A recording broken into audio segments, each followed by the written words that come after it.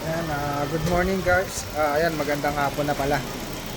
So, ito, share ko sa inyo kung ano yung tamang karga ng Freon ng Nissan Almera. Yan, sa lahat ng ano to, ng model ng Nissan Almera, ito yung tamang karga. So, ito, natapos na namin siyang linisin. Palitan ng evaporator, pinarga ng Freon, nilinis yung air conditioning, linis yung baba yung dashboard, tapos yung dito yung condenser nilinisan namin.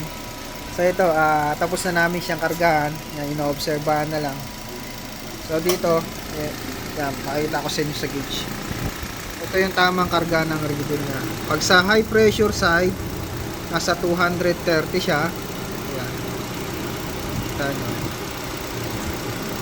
Nasa 230 siya.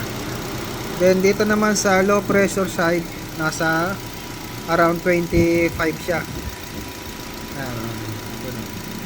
20 PSI ito. Malabo lang. Ito naman ay 230. Yan.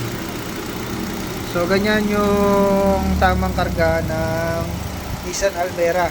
Tapos may maririnig kayong high speed ng fan.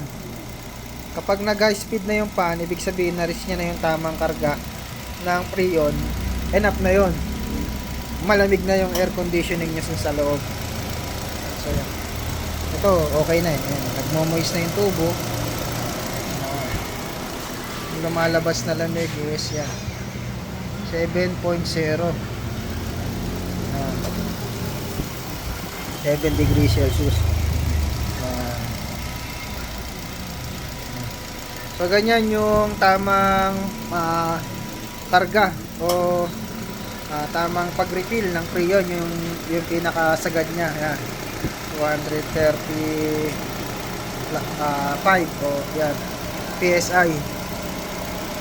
Kapag umaandar siya, at naka-aircon doon sa loob. So, ayan. Kapag kayo magpapakarga ng Freon or kapag kayo ay magpapalinis, yan, gawin yung basis to para may idea kayo kung tama na yung karga ng Freon nyo. So, ayan.